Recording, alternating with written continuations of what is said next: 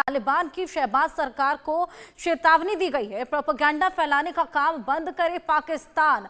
आतंकवादी भेजने का गलत आरोप लगा रहा है पाक। इसमें सीमा बंद होने से पाकिस्तान में लगातार हाहाकार मच जाएगा।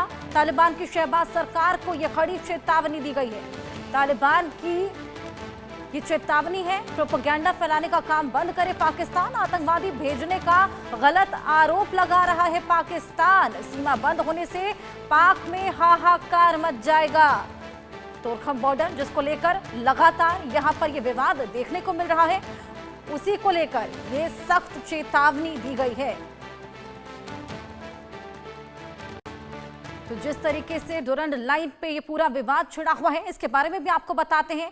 1893 में अफगान ब्रिटिश इंडिया के बीच ये खिंची थी और इसके बाद 2670 किलोमीटर लंबी सीमा को लेकर दशकों से ये विवाद लगातार जारी है। 2670 किलोमीटर लंबी सीमा, ऐसे में पश्तून आदिवासी क्षेत्र दो हिस्सों में बढ़ गए थे और डुरंड लाइन को कोई भी नहीं मानता। ऐसे में अफगानिस्तान डुरंड लाइन को वजूद नहीं है, ये अफगानिस्तान कहता है। डुरंड लाइन जिसको नहीं मानता है अफगानिस्तान, डुरंड लाइन का कोई भी वजूद नहीं है, ये अफगानिस्तान कहता है। और इसी को लेकर, इस लाइन को लेकर लगातार ये विवाद छिड़ा हुआ है। 1893 में अफगान ब्रिटिश इंडिया के बीच में ये खींची गई थी। 2670 किलोमीटर लंबी सीमा को लेकर दशकों से आपको बताएं कि विवाद छिड़ा हुआ है, जो कि लगातार बढ़ता ही चला जा रहा है। क्योंकि देवनाथ जी, मैं आपके पास आऊंगी। जिस तरीके से दशकों से ये विवाद लगातार बढ़ता चला जा रहा है, जैसे कि निपुण से भी मैंने पूछा, क्या लगता है वॉर के आसार आपको बनते हुए नजर आ रहे हैं? क्या एक और जंग देखने को मिलेगी? हर्षा, ये देखना पड़ेगा कि पाकिस्तान और अफगानिस्तान जो हैं, उनकी जो रिलेशनशिप अक्रॉस डुरंड लाइन है, वो हमेशा से ही हॉस्टाइल रहे हैं। हमेशा से ही अफगानिस्तान से जो लड़ाके हैं उनके, उन्होंने पाकिस्तान के सीमावर्ती इलाकों में घुसकर अशांति फैलाई है, या क्योंकि वो उसको अपना ही एरिया मानते हैं। अलग अलग आकलन है हर्षा। युद्ध की बात हो रही है। तनाव का बहुत बड़ा कारण यह है कि पाकिस्तान को लगता है कि डुरंड लाइन के इस तरफ, यानी पाकिस्तान की तरफ जो अफगान रिफ्यूजी हैं, वो पाकिस्तान के अंदर अराजकता फैला रहे हैं, तो पाकिस्तान इनको धकेल कर वापस अफगानिस्तान भेजना चाहता है। तो United Pakistan UN human rights commission की एस्टीमेट है कि 37 लाख अफगान रिफ्यूजी जो हैं वो पाकिस्तान में है। लेकिन पाकिस्तान दावा करता है कि 44 लाख अफगान रिफ्यूजी जो हैं वो पाकिस्तान की जमीन पर हैं और पाकिस्तान में अराजकता फैला रहे हैं। तो पाकिस्तान बराबर बराबर कोशिश करता रहा है, पहले तालिबान की सरकार के साथ भी और उसके पहले की सरकारों के साथ भी, कि इनको सबको अफगानिस्तान वापस ले ले। अब दिक्कत ये आ रही है कि ये सब पाकिस्तान में, चाहे खैबर पख्तूनख्वा का इलाका हो या बलूचिस्तान का इलाका हो, वो वहां पर आज से नहीं, वो वहां पर 50 के दशकों से, 60 के दशकों से आते रहे हैं। शुरुआती दौर में अफगानिस्तान और रूस के बीच में लड़ाई थी 70 के दशक में, 80 के दशक में, तो वहां से रिफ्यूजी भागकर पाकिस्तान आए।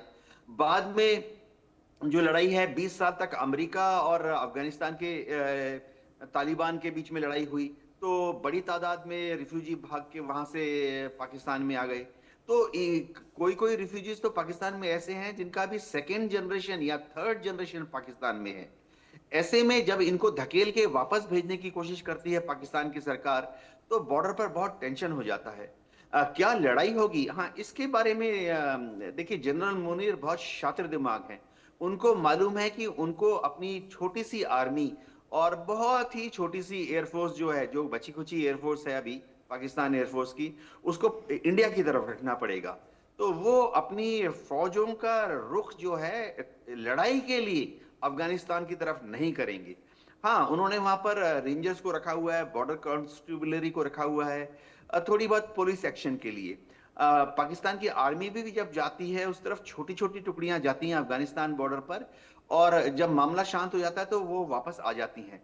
तो जनरल मुनीर जानते हैं कि अभी फिलहाल उनका पोजीशन कमजोर है, तो वो अपनी फौज को युद्ध के लिए अफगानिस्तान की तरफ तैनात नहीं करेंगे। तालिबान भी नहीं चाहेगा कि युद्ध हो, क्योंकि अफगानिस्तान की इकोनॉमिक हालत बहुत बुरी है। अफगानिस्तान में पिछले 4 साल से व्यापार जो है प्राय प्राय शून्य है, और सबसे बड़ी बात है कि अफगानिस्तान में स्कूल, कॉलेज, ऑफिसेज, फैक्ट्रीज, जो थोड़ी बहुत फैक्ट्रीज थी, सब बंद हैं। तो अफगानिस्तान भी इस नाजुक मौके पे, जब उनकी जीडीपी हर साल माइनस की तरफ जा रही है, युद्ध नहीं चाहेगा। हाँ, अब होएगा क्या? होएगा यही कि आईएसआई की पहल पर दोनों पक्ष पृष्ठभूमि में बात करेंगे और युद्ध जैसे माहौल को टालने की कोशिश करेंगे।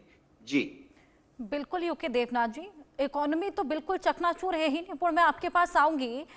जिस तरीके से हमने देखा है खैबर पख्तूनख्वा जो सूबा है वो भी सेना से काफ़ी निराश है। ऐसे में अगर अफगानिस्तान और अगर जंग जैसे कोई हालात छिड़ते हैं तो अफगानिस्तान को खैबर पख्तूनख्वा सूबे का भी सपोर्ट मिलेगा।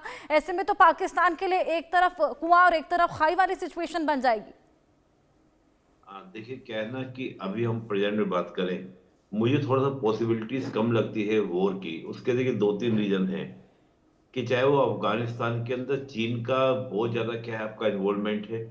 चीन काफी ज्यादा वहां पे फंड कर रहा है, पैसे लगा रहा है। इधर पाकिस्तान भी जो है वो केवल केवल आपका चीन के दम पर ही बैठा हुआ है। बिल्कुल।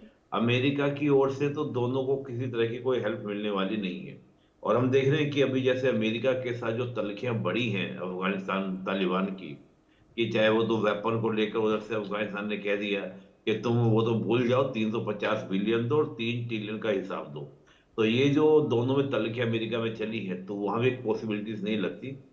चीन अपने इंटरेस्ट को देखते हुए हो सकता है कि दोनों के बीच में क्या है एक युद्ध विराम जैसी स्थिति या एक शांति कराने का आपका प्रयास करे।